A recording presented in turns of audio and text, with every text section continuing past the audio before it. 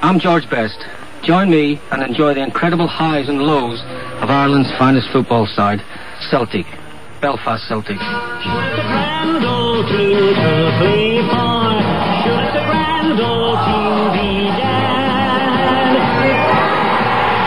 Stand in the Park Centre in West Belfast, and it looks like most other shopping centres.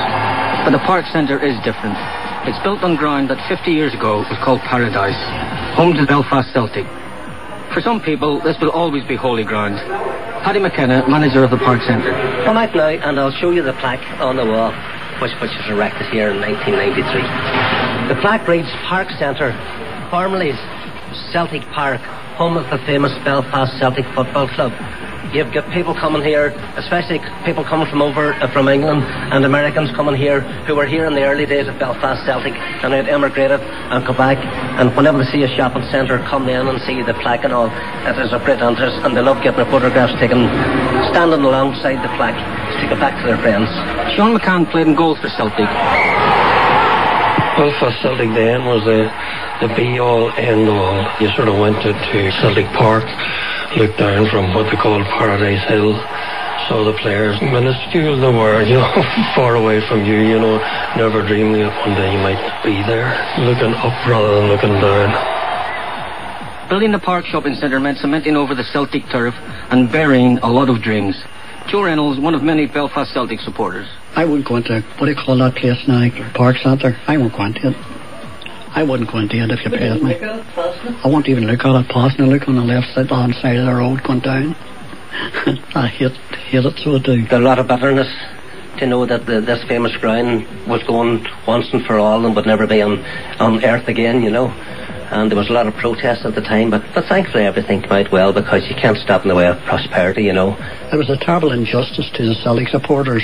Just imagine Manchester United, for instance, today, going out of football. What would their supporters feel like? Malcolm Brodie is a veteran sports journalist. He was a young reporter in Belfast during the 40s, and he believes Belfast Celtic was more than just a football club. Belfast Celtic was an institution, and there was magic in the name of Celtic. There was nostalgia, there was pride, there was passion about it. Celtic was something different. Celtic had a place in the life of Ireland.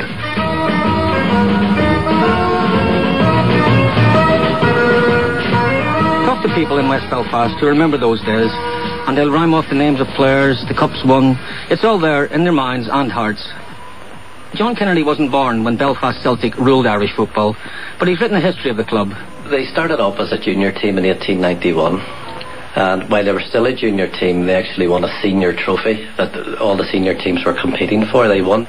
They were forced to join the senior league the following year. They didn't even have their own ground at that stage. But even so, within maybe 4 years, they had won the league. But they really came into their own just before the war. The 1914-15 team won the league, and they were led by the great Mickey Hamill. After the war, the first league, again they won it, 1919-1920, and again Mickey Hamill led them to that win. The early 20s saw the partition of Ireland, and political feelings were tense. Belfast Celtic saw only one course of action. From 1920 to 1924, Celtic withdrew from the league completely. Because of the political security situation in Northern Ireland at the time. It was a time of great upheaval, probably even worse, if that can be imaginable, than today's troubles. The situation obviously wasn't conducive to two sets of supporters with diametrically opposed political views coming together. So the Celtic directors decided that they would withdraw from football. But by the 1924-25 season, they were back. And within 2 seasons of returning to the league, they won it. Records were trampled under their boots. Sammy Curran in December 26 scored a hat-trick in each half against Derry. And under the management of Austin Donnelly, Belfast Celtic won 4 league championships in a row. It had never been done before, but it was bettered 10 years later by Belfast Celtic under ex-player Elisha Scott. Elisha actually joined Celtic in 1916, and he was still playing with them over 20 years later. He spent most of his time, obviously, in Liverpool. 429 matches with Liverpool. Very laconic, man of few words. But it was a manager that he excelled. He got the best out of his players. loved his players, but would never tell them so, obviously, and loved Belfast Celtic. And he was Belfast Celtic throughout the late 30s and 40s. Leslie Moore played for Belfast Celtic. He remembers his first encounter with the manager. Alicia Scott said to me, "Sissy, what size of boots do you take?" And in my football time then, it was great to wear 2 pairs of socks and the big leather boots, and I thought size 8, and Scott, he handed me, I think it was a size 6 or something like that. I couldn't even get this new pair of boots on, and he says, "No, you take them home with you and put them on your bare feet, soak them with olive oil." And I kept saying, "No way could I get my feet in here. No way, this is ridiculous." I couldn't. I must admit he was right. It was a joke at the time, but he knew what he was saying. Jimmy Jones was a burly 17-year-old bursting with talent. He recalls how Elisha Scott encouraged him to sign for Celtic. He took out this bundle of white fivers and he threw them across the desk, and he said to me, "Count those." There were 20 of them. I'd never seen anything like this in my life. "You sign those forms there," he says, "they're yours." And he says, "Believe you me," he says, "it's only the start of it."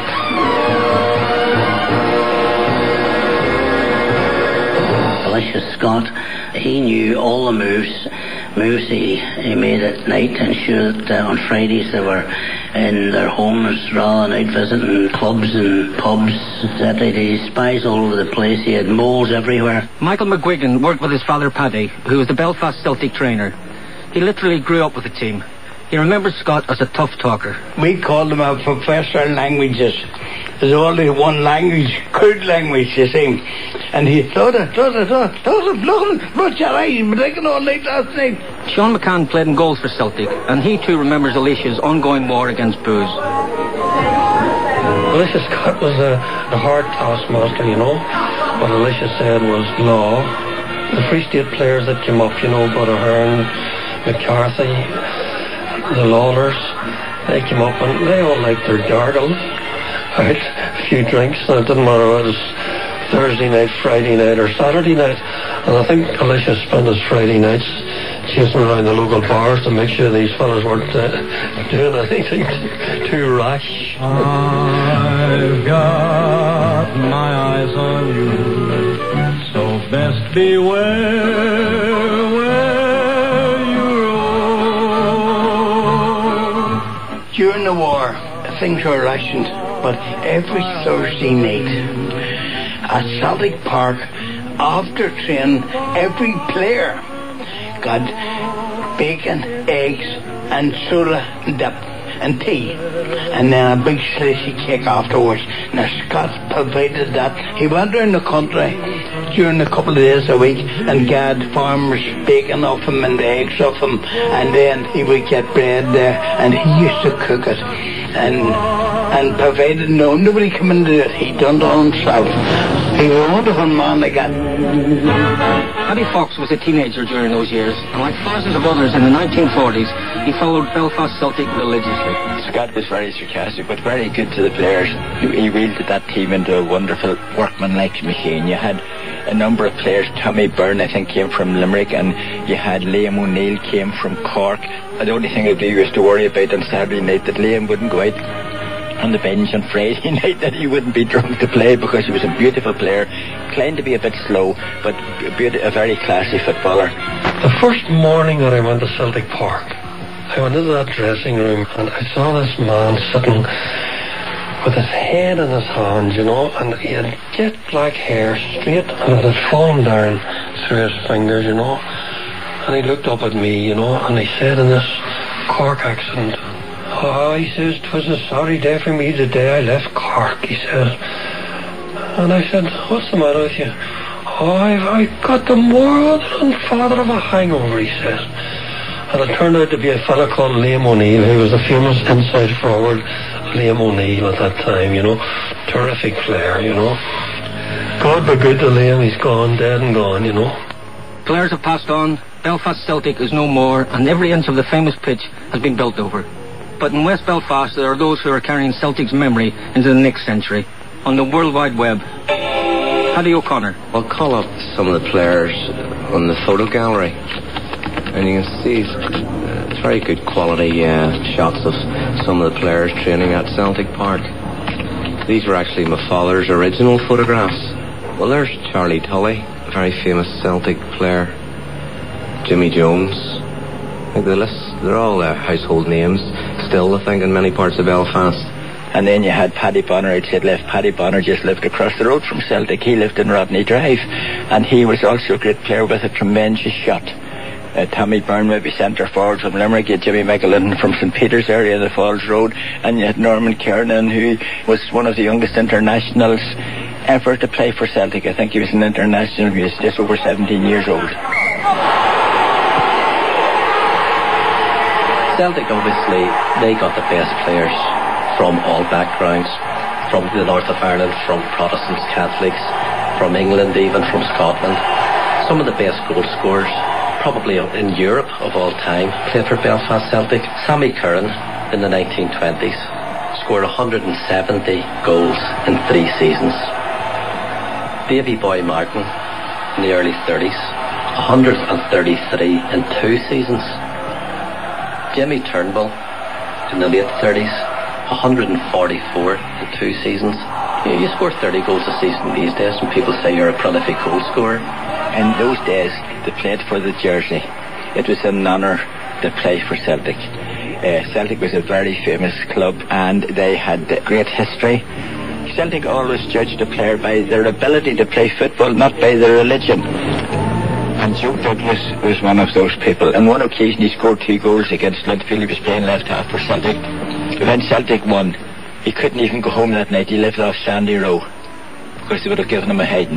That was a sort of a crime to beat Linfield, and he was a prod, as they said. And Billy McMillan was another prod, and Norman Kiernan, but they all played for the jersey. There was great rapport between the players.